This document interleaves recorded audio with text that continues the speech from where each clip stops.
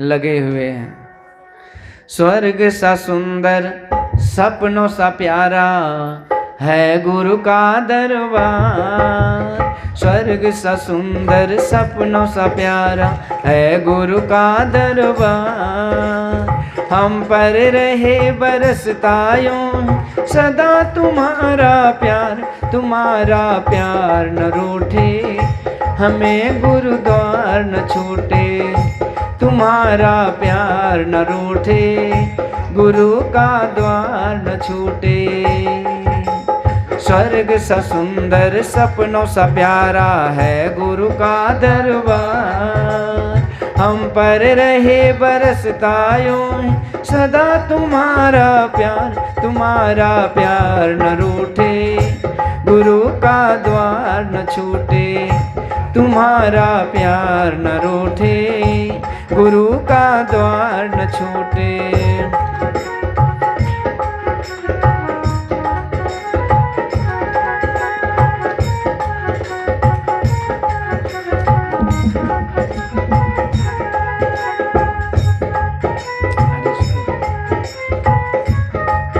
जय सबकी ताली सेवा। जय श्री राधे।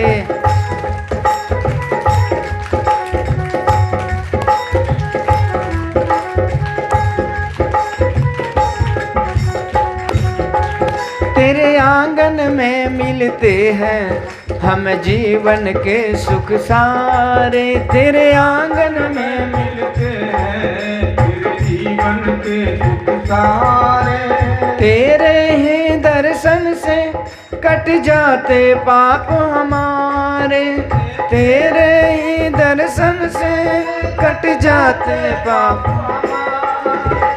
कहाँ मिलेगी ऐसी ज्योति, कहाँ मिलेगी ऐसी ज्योति, इतना सुंदर द्वार। तुम्हारा प्यार न रूठे, हमें गुरुद्वार न छूटे।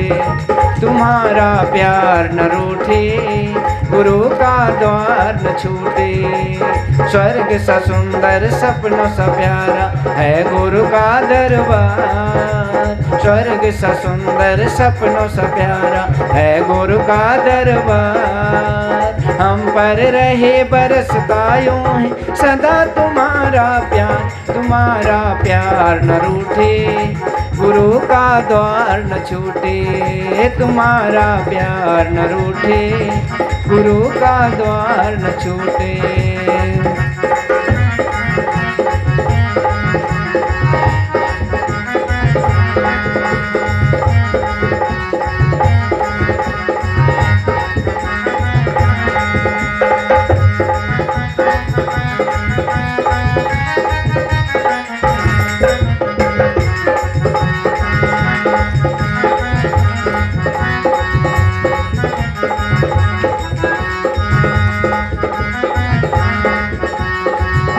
पिता तुम मेरे, तुम संगी साथ सहारे। माता पिता तुम मेरे, तुम संगी साथ सहारे। अब मेरा यह जीवन चरणों में रहे तुम्हारे। अब मेरा यह जीवन चरणों में रहे तुम्हारे। अब मेरा यह जीवन चरणों में रहे तुम्हारे। तेरी पूजा कर न सका तो, तेरी पूजा कर न सका तो जीवन है बेकार। तुम्हारा प्यार न रूठे, गुरु का द्वार न छूटे। तुम्हारा प्यार न रूठे, गुरु का द्वार न छूटे। स्वर्ग सा सुंदर सपनों सा प्यारा है गुरु का दरबार। स्वर्ग सा सुंदर सपनों सा प्यारा है गुरु का दरबार। हम पर रहे बरसता यूं सदा तुम्हारा प्यार न रूठे, गुरु का द्वार न छूटे। तुम्हारा प्यार न रूठे, गुरु का द्वार न छूटे।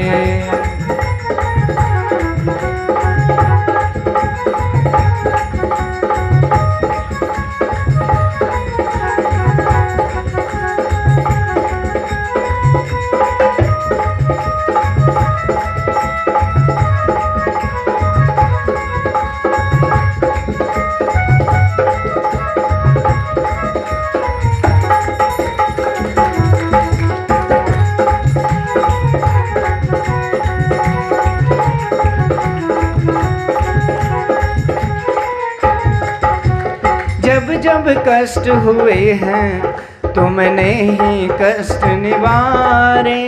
जब जब कष्ट हुए हैं तुमने ही कष्ट निवारे। जब जब कष्ट हुए हैं तुमने ही कष्ट निवारे। तुम हो जीवन साथी, तुम हो भगवान हमारे। तुम हो जीवन साथी, तुम हो भगवान। इस जन्म में कर दो प्रभु जी, इस जन्म में कर दो प्रभु जी हमको भव से पार। तुम्हारा प्यार न रूठे, गुरु का द्वार न छूटे। तुम्हारा प्यार न रूठे, गुरु का द्वार न छूटे। स्वर्ग सा सुंदर सपनों सा प्यारा है गुरु का दरबार। स्वर्ग सा सुंदर सपनों सा प्यारा है गुरु का दरबार। हम पर रहे बरसता यूं ही सदा तुम्हारा प्यार न रूठे, गुरु का द्वार न छूटे। तुम्हारा प्यार न रूठे, गुरु का द्वार न छूटे। तुम्हारा प्यार न रूठे, गुरु का द्वार न छूटे। गुरु का द्वार न छूटे, गुरु का द्वार न छूटे। बोलिए श्री सद्गुरुदेव भगवान की। ऐसे भगवान बड़े भाव भक्ति के साथ अपने गुरु की सेवा में लगे हुए हैं। प्रातः काल उठ के रघुनाथा, मातु पिता गुरु ना वही माथा। प्रातः काल जग करके गुरु की सेवा में लगे हुए हैं। इस तरह से भगवान अनवरत रूप से गुरु की सेवा कर रहे हैं। और गुरु की सेवा है क्या? गुरु के सानिध्य में रह करके सेवा करने का सबको सौभाग्य तो नहीं मिलता है, परंतु गुरु की जो आज्ञा है उसका पालन करना भी सर्वोपरि सेवा है। भरत जी जैसा भाई नहीं, भरत जैसा संत नहीं और भरत जैसा सेवक नहीं। भरत जी की इतनी बड़ी महिमा है। भरत सरिस को राम स्नेहि, जग जप राम राम जप जेहि। संसार जिस भगवान का नाम जपते हैं वो भगवान भरत जी का नाम जपते हैं। भरत जी ऐसे सेवक थे। भरत जी की सेवा से भगवान इतने प्रसन्न हुए थे चित्रकूट में। कहते भरत, यदि आज तुम बोलो कि मैं लौट करके अयोध्या चला जाऊं तो मैं जरूर जाऊंगा। आज तुम्हारे पाले में मेरा सब कुछ है। तुम जो कहोगे भरत मैं वही करूंगा। मैं तुम्हारे प्रेम के पास में मैं बंध चुका हूं। इस तरह से भरत ऐसे भक्त थे जो भगवान को भी मोड़ लिए। जबकि सब रोते रहे अयोध्या में, भगवान ने बस एक ही बात कहा कि हमारे पिता माता का आज्ञा है तो मैं जंगल जरूर जाऊंगा। परंतु भरत जी के प्रेम के कारण भगवान आज तैयार हो गए। जबकि भगवान जंगल में आकर के लंका में रावण का उद्धार करना, इसी के लिए भगवान का अवतार हुआ। लेकिन फिर भी भरत जी वहाँ पर क्या हुआ होता है? भरत जी कहते हैं, जो सेवक साहब सेवकाई, करई सकल सुख लोभ बिहाई। सेवक हित साहब सेवकाई, करई सकल सुख लोभ बिहाई। प्रभु, सेवक की भलाई इसी में है कि वो साहब की सेवकाई करे करई सकल सुख लोभ बिहाई। सारे सुख के लोभ को छोड़ करके स्वामी की सेवा करे। अपने स्वार्थ सिद्धि के लिए उस प्रभु की सेवा नहीं करें, जैसा कि हम लोग करते हैं। हमारा मतलब पूरा हो तो हम सत्संग करेंगे, नहीं तो सत्संग नहीं करेंगे, यही होता है। पर वहाँ तो है कि अपने सेवा करना है, गुरु की आज्ञा को पालन करना है तो करना है। भरत जी कहते, प्रभु मैंने जो विचार किया अपने ज्ञान बुद्धि विवेक के द्वारा कि सबसे बड़ा जो धर्म सेवक का है वो यही है कि स्वामी की आज्ञा को सिर पर धारण करना। तो इस तरह से हे प्रभु, आज्ञा समना सुसाहिब सेवा, असो प्रसाद जन पावई देवा। हे प्रभु, मुझे वही आज्ञा रूपी प्रसाद दीजिए, यही सबसे बड़ी मेरे लिए सेवा है। अब भरत जी ये भी तो बोल सकते थे, जिस भगवान को लाने के लिए इतने तड़प रहे थे, रो रहे थे, उस भगवान को कहे कि चलिए आप। नहीं, वो चाहते हैं कि भगवान स्वामी का रुख देख करके उसकी इच्छा क्या है, तो वही सेवक की इच्छा है। आपके हाँ में हाँ, आपके ना में ना। राजी हैं हम उसी में जिसमें तेरी रजा है। मैं वही चाहता जो आप चाहते हैं, मैं वह नहीं चाहता जो आप नहीं चाहते। यही स्वामी सेवक का धर्म है कि भगवान की इच्छा नहीं है कि आपको 3 बेटा हो, आप दिन रात एक कर रहे हैं पूजा पाठ व्रत उपवास से कि हमको बेटा 3 ही होना चाहिए। ये कौन सा सेवक है? ये सेवक नहीं है जिसमें प्रभु की मौज है, क्योंकि उसकी मर्जी में क्या राज छिपा है कौन जानते हैं।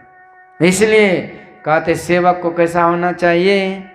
तेरे फूलों से भी प्यार, तेरे कांटों से भी प्यार, तेरे फूलों से भी प्यार, तेरे कांटों से भी प्यार। अरे तू जो भी देना चाहे दे दे मेरे सरकार, तू जो भी देना चाहे दे दे मेरे सरकार। तेरे फूलों से भी प्यार, तेरे कांटों से भी प्यार, तेरे फूलों से भी प्यार, तेरे कांटों से भी प्यार। जो भी देना चाहो दे दे मेरे सरकार, जो भी देना चाहे दे दे मेरे सरकार। तेरे फूलों से भी प्यार, तेरे कांटों से भी प्यार, तेरे फूलों से भी प्यार, तेरे कांटों से। तेरी मर्जी में विधाता कोई छुपा बड़ा राज, तेरी मर्जी में विधाता कोई छुपा बड़ा राज, तेरी मर्जी में विधाता कोई छुपा बड़ा राज, तेरी मर्जी में विधाता कोई छुपा बड़ा राज। जो दुनिया चाहे हमसे रूठे तू ना होना नाराज, दुनिया चाहे हमसे रूठे तू ना होना नाराज। चाहे दुनिया चाहे हमसे रूठे तू ना होना नाराज, दुनिया चाहे हमसे रूठे तू ना होना नाराज। चाहे हंसी भरा संसार, चाहे हंसी चाहे आंसुओं की धार, चाहे आंसुओं की धार, चाहे हंसी भरा संसार, चाहे आंसुओं की धार। तो जो भी देना चाहे दे दे मेरे सरकार, तो जो भी देना चाहे दे दे मेरे सरकार। तेरे फूलों से भी प्यार, तेरे कांटों से भी प्यार, तेरे फूलों से भी प्यार, तेरे कांटों से भी प्यार, तेरे फूलों से भी प्यार, तेरे कांटों से भी प्यार। तो इस तरह से यही सेवक का धर्म है। तो यही सेवा है। और भगवान ने आदेश दिया और भरत जी ने भगवान के खड़ाऊ लेकर चल पड़े कहाँ? अयोध्या को। खड़ाऊ को ही राज तिलक राजगद्दी पर बैठा दिए और खुद भरत जी कहाँ जाते हैं? तो भरत जी नंदी ग्राम में रहने लगे। नंदी ग्राम किन पर्ण कुटीरा, पर्ण कुटीर नंदी ग्राम में, और वहाँ से राज संचालन करते हैं। कैसे? नित पूजत प्रभु पावरी, प्रीति न हृदय समात, मांगे मांगे आयसु करत, राज काज बहुभात। रोज पूजा करते उस खड़ाओं की। इस स्वरूप में भगवान के रूप को देखते हैं। उसमें हमारे प्रभु विराजमान राजा राम है, भरत सेवक है, रोज पूजा करते हैं और उसी खड़ाऊ से आज्ञा ले करके पूरे राज का संचालन करते हैं। यही सेवक का धर्म है कि गुरु को, इष्ट को सिंहासन पर बैठा दीजिए, रोज पूजा कीजिए, खुद सेवक समझिए और उन्हीं के आदेशानुसार जीवन को जी लीजिए। दुनिया का कोई बंधन बांध नहीं पाएगा। भरत को बांध पाया था क्या? इंद्र, देवराज इंद्र ने माया का जाल फेंका तो देवगुरु बृहस्पति जी कहते, सावधान इंद्र, यदि तूने असली सेवक के सामने कोई नौटंगी किया तो लेनी की देनी पड़ेगी। तब इंद्र डर गए। कहने का मतलब कि जो सच्चे माने में सेवक हो जाते हैं और उस परमात्मा की, ईश्वर गुरु की भक्ति में लग जाते हैं तो बीच में कोई माया जाल काल की दाल नहीं गलती है। वो सब तरह से निर्बंध होकर के, मुक्त होकर के अपना सच्चा कल्याण प्राप्त कर लेता है। तो भरत जी रोज आज्ञा ले लेकर के पूजा करते हैं, मतलब संचालन करते हैं। हम लोग भी जो सेवक धर्म यही है कि गुरु को सिर पर राखिए, चलिए आज्ञा माए, कबीरता दास को 3 लोक भय नाय। उसको आज्ञा में रखिए, सिर पर रखिए। सिर पर रखने का ये मतलब नहीं कि फोटो ले लेकर के घूमिए। सिर पर रखने का है कि उसके आदेश को सिरोधार्य कीजिए। तो इस तरह से गुरु के आदेश में, उपदेश में जो अपने आप को बांध लेते हैं, हकीकत में वो बंधे हुए नहीं है, वो निर्बंध हैं। कर्म के पास में वो कभी नहीं बंधते हैं, आवागमन के चक्र में नहीं पड़ते हैं, किसी तरह के मोह ममता के बंधन में वो नहीं पड़ते हैं। कौन? जो गुरु के वचनों में बंधे हुए रहते हैं। और जो गुरु के वचन को नहीं मानते हैं, उसमें अपने आप को नहीं बांधते हैं और अपने आप को निर्बंध समझते हैं कि हम आज़ाद हैं, तो ऐसे निर्बंध व्यक्ति हकीकत में बंधे हुए रहते हैं। वो कैसे बंधे रहते हैं? तो विविध प्रकार के, नाना प्रकार के गृह कारज, नाना जंजाला, काल जाल जंजाल, कर्म के पास में बंधे रहते हैं। तो कर्मों के फेरे में पड़े हुए वो नाना प्रकार के दुखों को भोगते रहते हैं। इसलिए निर्बंध बने हुए आदमी हकीकत में बंधे हैं, अब बंधे हुए आदमी हकीकत में निर्बंध है। इसलिए गुरु के वचन में बांधना ही होगा। निर्बंध बंधा रहे, बंधा निर्बंध होय, कर्म करे करता नहीं, दास कहाँ भी सोय। इसलिए जो बांध लेते हैं वो हकीकत में बंधे नहीं हैं। आज भगवान भी गुरु के वचन में अपने आप को बांध करके गुरुकुल में रह रहे हैं। देखिए, जब भगवान खेल खेल रहे तो उसके जैसा कोई खिलाड़ी नहीं, ऐसा खेल की नज़ारा पेश कर दिए। सब उस खेल के देख देख करके आनंदित हो गए। जब खेलते हैं, भगवान कहते कुछ भी करो तो मन लगा करके करो, खेलो धूपो तो मन भर खेलो। बचपन खेलने के लिए होता है। बचपना किसी बच्चे से छीनना नहीं चाहिए। ये नहीं कि कसाई की तरह लाठी दे छड़ी पढ़ो, 2.5 किलो का बच्चा 3.5 किलो का बस्ता पीठ पर बोझ दे, दिमाग को खोखला कर देता है। जिस तरह से उसकी शारीरिक क्षमता, मानसिक क्षमता मजबूत होगा, उसी तरह से उस पर भार देना चाहिए। अपना तो पढ़ा लिखा साड़ी बस, बेटा को पढ़ा लिखा करके अंग्रेज बना देना चाहते हैं। धीरे धीरे पढ़ाइए, समय बहुत है। ज़्यादा फास्ट जो गाड़ी चलती है, एक्सीडेंट मारता है तो पुर्जा उड़ जाता है। एक बार दिमाग करेक्ट किया तो रांची में भर्ती रहेगा, पढ़ेगा कौन? इसलिए दिमाग के कैपेसिटी के अनुसार बचपन में खेलने धूपने से मनोबल, आत्मबल, शरीर बल सब बढ़ता है। इसलिए भगवान जब खेलते हैं तो खेलते हैं, और जब घर का काम किए तो काम में एकदम सावधानी रहे। अब भगवान जब पढ़ाई करे तो बिल्कुल पढ़ाई ही करे, इस बीच में नौटंगी नहीं है। काग चेष्टा बको ध्यानम स्वान निद्रा और अल्पहारी।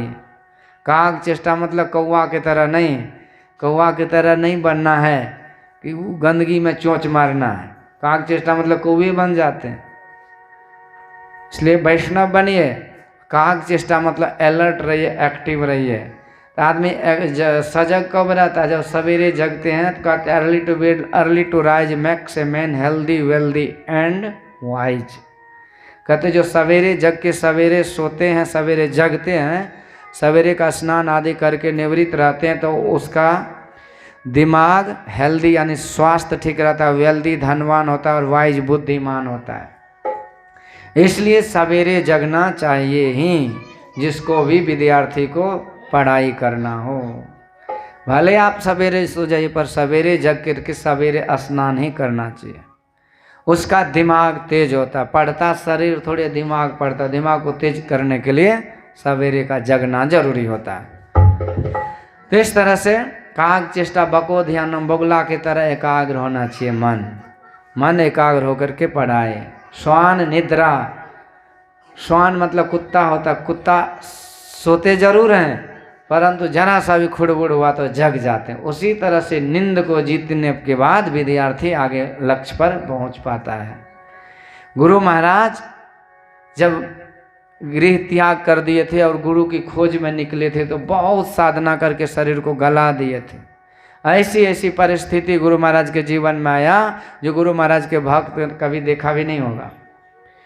एक बार गुरु महाराज का प्रवचन लिखा रहे थे महर्षि संत सेवी परमहंस जी महाराज, मैं भी वहाँ बैठा था, संस्मरण सुना रहा हूँ। प्रवचन जो लिखाते थे वही शांति संदेश में प्रकाशित होता था। रामोतार बाबा थे, वो लिख रहे थे, मारवाड़ी है। भोजन के बाद वो प्रवचन अपनी जो डायरी थी ला करके उसे लिखा रहे थे पत्रिका में देने। उसी में गुरु महाराज प्रवचन जो लिखा रहे थे, गुरु महाराज के प्रवचन में लिखा, गुरु महाराज बोल रहे हैं कि मेरे जीवन में ऐसा भी आया कि मुझे पहनने के लिए कोई कपड़ा नहीं था, तो मैंने चौड़ी से कोपिन था उसी को चीर करके चार बना करके फिर मैं स्नान किया था। दिन भर भूखे रहा, गुरु की खोज में दौड़ते रहा, व्याकुल होते रहा। एक दरियापंथी के साधु के पास गया तो उन्होंने मुझे बहुत डांट लगाए, तुम कैसे साधु हो कि तुम्हारे पास जल पात्र भी नहीं है, अब बिछौना आसनी भी नहीं है। अब ये जो लिखा रहे थे संत सेवी जी महाराज, तो चश्मा पहनते थे ना, तो उसके आँख से आंसू गिरने लगा, तो चश्मा हटा के रुमाल से आंसू पोंछ के फिर प्रवचन लिखा है। मतलब गुरु महाराज के जीवन में बड़ा संकट है, साधना के मार्ग पर थे। तो उसी समय गुरु की खोज में निकले हुए थे। सच्चे गुरु नहीं तो चैन नहीं। सच्चे गुरु की खोज में ही एक धीरज लाल बाबू थे, उनके पास गए। तो धीरज लाल बाबू कोई काम करते थे अपना घर का धंधा, पर बड़े ज्ञानी थे। कहते देखो महाराज, हमको दिन में समय नहीं मिलेगा, यदि आप रात में आओ 11 बजे के बाद तो नहीं। गुरु महाराज से कहते आप जब आना हो आइए। गुरु महाराज कहते सरकार हमको दिन में समय नहीं है, मैं निरंतर गुरु की सेवा 3 बजे सुबह से लेकर रात के 11 साढ़े 11 बजे तक, जब तक गुरु जी सो नहीं जाते मैं सेवा करता। तो 11 बजे रात के बाद मेरे पास समय है। धीरज लाल बाबू भी ऐसे महान थे, कहते आप तब ही आ जाइए जब आपको समय है। रात्रि के 11 बजे सब सेवा पूरी करके तब गुरु महाराज आते थे और धीरज लाल बाबू जगे रहते थे। और रात की 11 बजे से फिर 3 बजे तक भोर के वो उस समय वो ज्ञान का उपदेश गुरु महाराज को देते थे। और ये क्रम लगातार 3 महीने तक चला।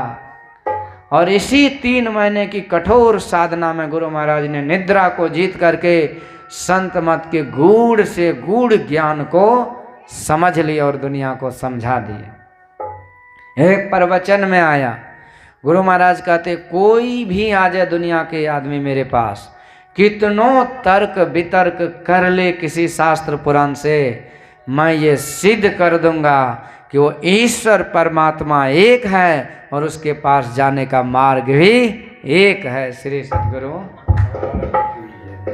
तो 3 महीने तक सोए नहीं। तो विद्यार्थी जो लक्ष्य पर जाना चाहे तो उसे श्वान निद्रा होनी चाहिए। ये नहीं कि कुंभकर्ण की तरह सोए रहे, जब नींद आए तब पढ़े। समझ रहे हो? इसलिए श्वान निद्रा। गुरु महाराज को एक चिट्ठी भेजे थे बाबा साहब, कहते लाला संत मत बहुत बड़ा संप्रदाय है, मतलब बहुत बड़ा धर्म है, ये सनातन धर्म का अभिन्न अंग है। ये जो समय बीतेगा ये दुनिया में विख्यात हो जाएगा और संत मत में तुमसे बड़ा कोई नहीं हो पाएगा। ये साधना का फल है, सेवा का फल है। कहने का मतलब विद्यार्थी को तो ऐसे ही होना चाहिए। इसी तरह गुरु भगवान गुरु की सेवा में निरंतर लगे हुए समय बिता। अल्पकाल विद्या सब पाए।